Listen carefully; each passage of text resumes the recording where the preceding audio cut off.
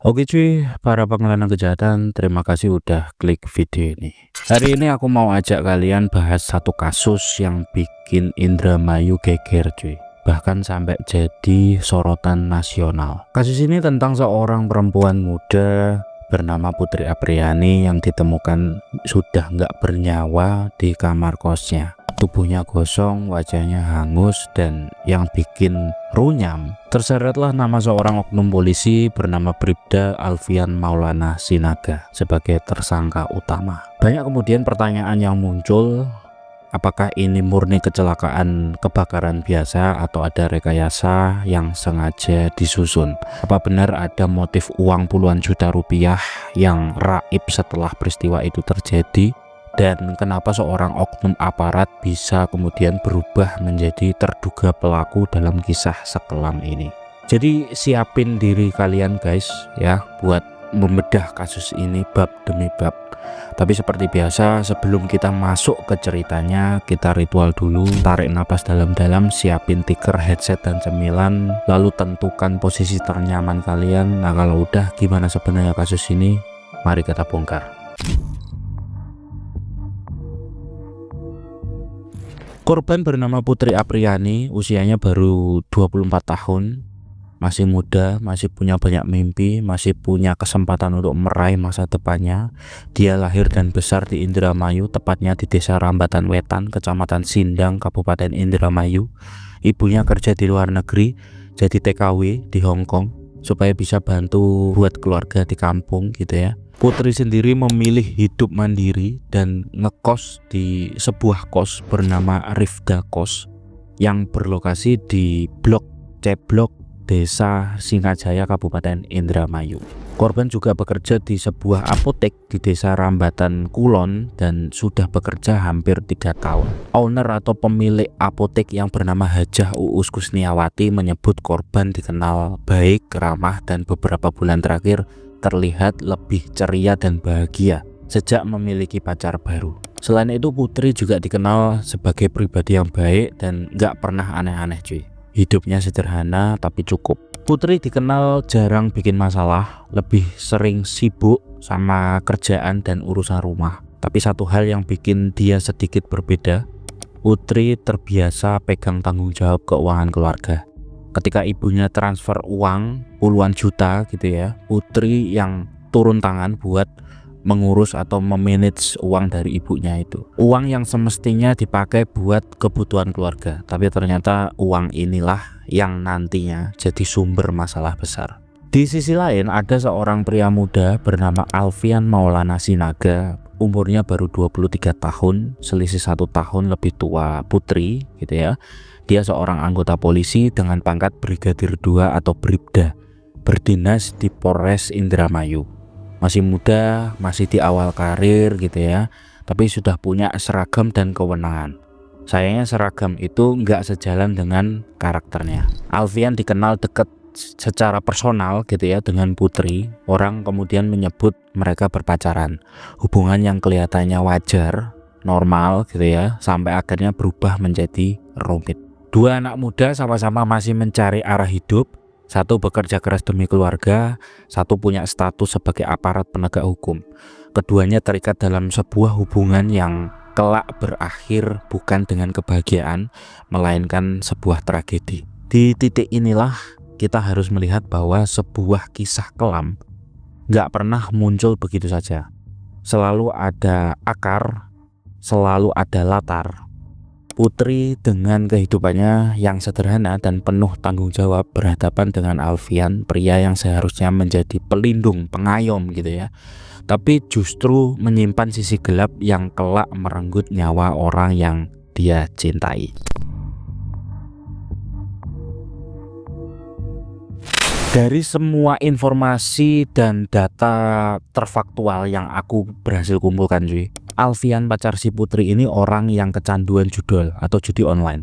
Dari keterangan yang aku dapat dari pihak kepolisian, dia sempat mengalami kekalahan pas main judol.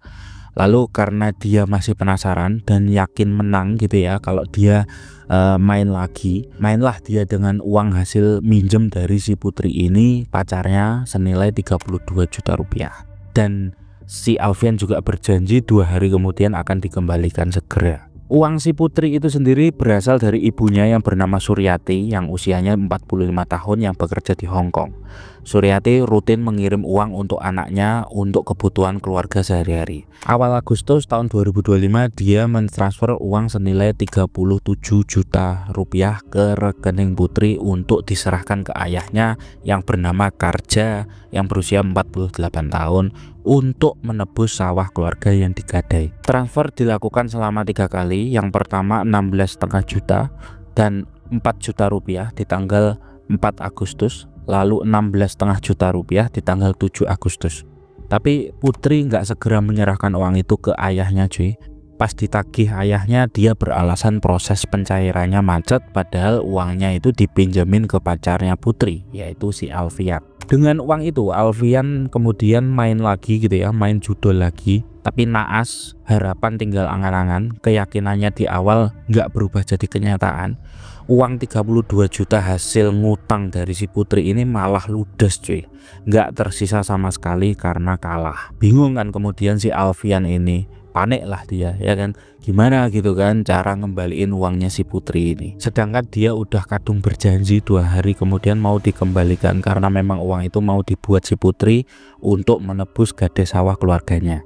Awalnya dia berniat meminjam nama gitu ya ke seorang temannya bernama Rina untuk meminjam uang di bank senilai 35 juta rupiah. Rina ini salah satu teman dari si Alfian yang bekerja di sebuah bank swasta, tapi nggak diberi sama si Rina ini karena Rina ini tahu karakter dari Alfian ini sedang ketergantungan dengan judol. Hari demi hari berlanjut, Putri terus menagih uangnya yang dibawa si Alfian. Di malam tanggal 8 Agustus 2025, Putri Apriani sedang berada di kamar kosnya di daerah Singajaya. Malam itu Putri masih sempat komunikasi dengan ayahnya yang bernama Karja di kampung lewat pesan singkat WhatsApp sekitar jam 8 malam. Tapi setelah itu nggak ada balasan lagi dari Putri. Di saat bersamaan, Alfian Maulana Sinaga, Bribda yang juga pacar si Putri ini, datang menemui si korban.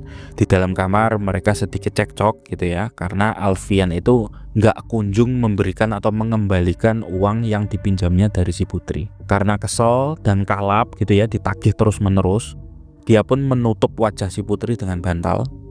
Karena Putri ini masih bergerak, masih meronta-ronta, Alfian lalu mencekik lehernya hingga tewas cuy.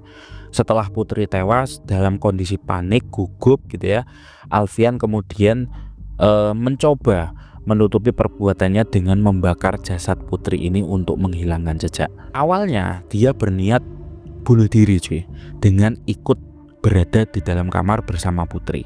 Tapi setelah api dinyalakan di kamar kos tersebut dan api mulai membesar, dia merasakan panas di sekujur tubuhnya dan akhirnya Alfian pun memutuskan untuk keluar dari kamar kos Putri dan langsung kabur. Sebagian tubuh Putri pun terbakar cuy, kasurnya hangus dan ruangan dipenuhi asap. Warga kos atau tetangga-tetangga kosnya si Putri ini mulai curiga karena mencium bau asap dan asap hitam itu ngebul cuy. Mereka kemudian menuju ke kamar si Putri ini dan mendobrak pintu untuk kemudian memadamkan titik-titik api dengan air. Api akhirnya padam cuy, tapi warga kos kemudian melihat pemandangan yang mengerikan cuy, yaitu jasad seorang perempuan muda, bagian kepalanya sudah gosong atau hangus gitu ya, nggak bernyawa di atas kasur. Polisi pun dipanggil. Hari itu juga kasus itu langsung jadi perhatian Polres Indramayu. Sementara itu Alfian kabur cuy, dia melarikan diri jauh-jauh dari Indramayu. Sejak saat itu nama Putri Apriani bukan lagi sekedar nama gadis Indramayu biasa.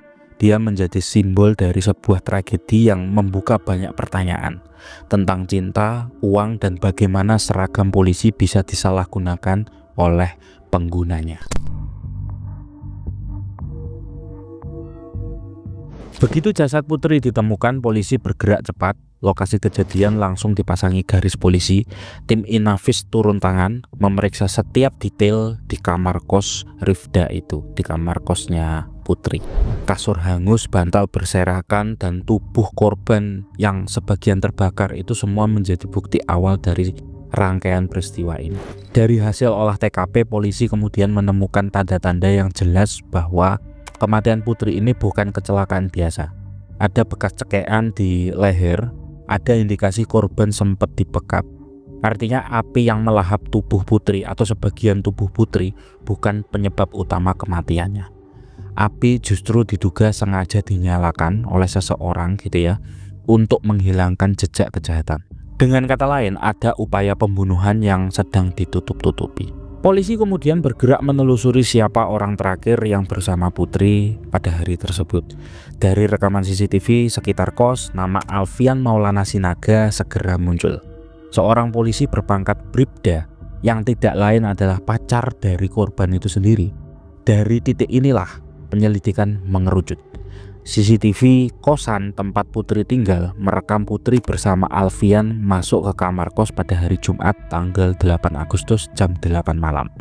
Lalu di hari Sabtu dini hari tanggal 9 Agustus jam 4 pagi, Alfian sempat keluar dan kembali masuk pukul 5.30 pagi. Lalu keluar lagi pukul 8 pagi. Gak lama kemudian warga melihat asap dari kamar kos. Setelah didobrak, putri kemudian ditemukan tewas dengan kepala hangus terbakar. Fakta lain yang ikut menyeruak adalah terdapat bukti transaksi perbankan. Korban mentransfer 32 juta rupiah ke rekening tersangka.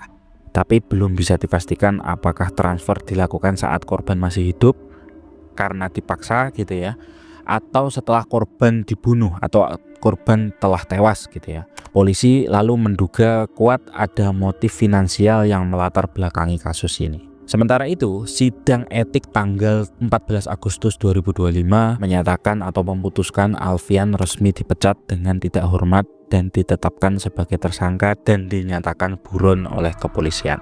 Polisi sempat melacak keberadaannya di Sukabumi, tapi dia keburu-buru kabur keluar dari Pulau Jawa cuy. Hingga akhirnya di hari Sabtu tanggal 23 Agustus Alfian ditangkap tanpa perlawanan di sebuah saung di Kecamatan Huu, Kabupaten Dompu, Nusa Tenggara Barat. Setelah dikepung tim bersenjata. Di sana tim gabungan Polres Indramayu dan Polres Dompu bergerak senyap. Nggak ada ruang lagi untuk berlari lebih jauh gitu ya. Dan pas dibekuk, wajahnya itu terekam di kamera dan videonya beredar luas di media sosial. Publik pun geger, seorang mantan polisi gitu ya, kini jadi tersangka pembunuhan pacarnya sendiri. Gak berhenti sampai di situ sih. Dari hasil interogasi polisi mengungkap cara Alfian menghabisi nyawa si putri ini, yaitu dibekap, dicekik lalu dibakar. Keterangannya sangat dingin tanpa banyak penyesalan. Dia kemudian dijerat dengan pasal 338 KUHP tentang pembunuhan. Bahkan diperberat lagi kemungkinannya dengan pasal 340 KUHP tentang pembunuhan berencana. Ancaman hukumannya jelas, penjara seumur hidup bahkan hukuman mati. Fakta-fakta itu kemudian tersebar cepat ke publik, media menyorot tajam, netizen ramai membicarakan gitu ya. Ada yang marah karena uang jerih payah seorang ibu TKW justru jadi pemicu tragedi.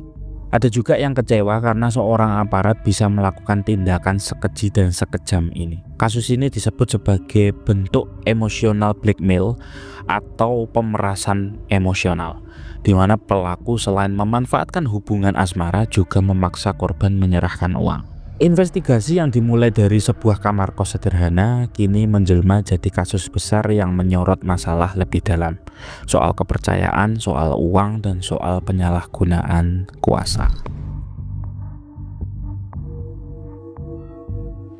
Dari semua fakta yang terkuak, satu pertanyaan yang paling besar adalah kenapa?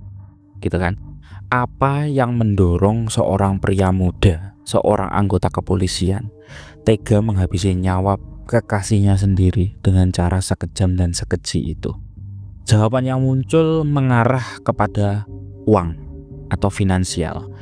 Putri yang baru saja mendapat transfer uang senilai 37 juta rupiah dari ibunya yang bekerja sebagai TKW di Hong Kong, yang seharusnya uang itu digunakan untuk kebutuhan membayar gade sawah keluarganya, malah sebagian dari dana itu berpindah ke rekening milik Alfian. Motif finansial ini semakin kuat ketika dikaitkan dengan hubungan mereka yang penuh masalah.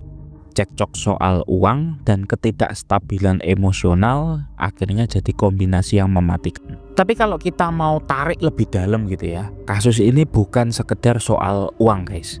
ada kuasa yang dimainkan gitu ya. Alfian pernah berseragam polisi dan itu memberinya rasa percaya diri berlebihan, bahkan mungkin rasa tak tersentuh gitu ya. Ketika hubungan dengan Putri memburuk, dia tidak menyelesaikannya dengan cara yang dewasa, tapi justru menggunakan cara yang paling kejam, yaitu menghilangkan nyawa si korban. Di titik ini kasus Putri Apriyani mencerminkan wajah gelap dari mereka yang seharusnya menjaga keamanan. Dampak dari kasus ini mengguncang kepercayaan publik cuy.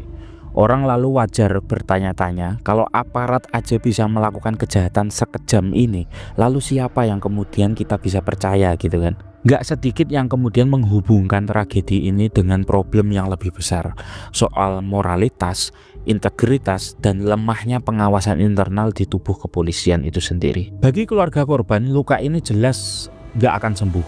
Seorang ibu yang banting tulang di negeri orang gitu ya, justru harus menerima kenyataan bahwa anaknya tewas di tangan kekasihnya yang semestinya memberi rasa aman untuk anaknya karena latar belakang profesinya tersebut. Dan parahnya, uang hasil jerih payahnya bertahun-tahun ikut jadi pemicu tragedi ini.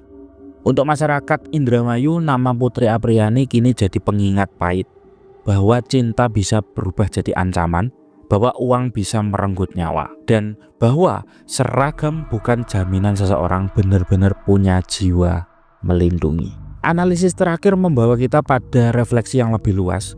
Tragedi Putri Apriyani bukan hanya cerita tentang seorang korban dan seorang pelaku, dia adalah cermin dari kondisi sosial kita. Bagaimana hubungan bisa dirusak oleh ketidakjujuran, bagaimana uang bisa menghancurkan kepercayaan, dan bagaimana institusi bisa tercoreng hanya oleh ulah satu oknum. Dan dibalik semua itu ada satu pesan sederhana tapi berat, keadilan harus benar-benar ditegakkan. Bukan hanya untuk si Putri, tapi juga untuk semua orang yang percaya bahwa hukum masih bisa jadi benteng terakhir bagi mereka yang lemah. Kasus pembunuhan Putri Apriyani di Indramayu bukan sekedar sebuah tragedi kriminal biasa guys. Ini adalah gambaran nyata tentang bagaimana kejahatan bisa lahir di lingkungan terdekat kita, bahkan dari orang-orang yang seharusnya menjadi bagian dari lingkaran aman dari kita. Putri Apriyani, seorang gadis yang masih muda, harus kehilangan nyawa dengan cara yang begitu kejam gitu ya. Bukan di tangan orang asing, melainkan di tangan seseorang yang sudah dia kenal dan dia cinta. Dari awal cerita kita melihat bagaimana kehidupan sederhana seorang remaja bisa berakhir begitu tragis hanya karena emosi sesaat dan kegelapan hati dari pelaku yang gak terkendali. Kronologi yang terungkap di proses rekonstruksi kejadian, investigasi polisi yang membuka fakta demi fakta, hingga motif yang kemudian perlahan terkuak, semuanya memberi kita gambaran bahwa sebuah nyawa bisa hilang hanya karena satu keputusan keliru, satu tindakan brutal yang gak bisa ditarik kembali.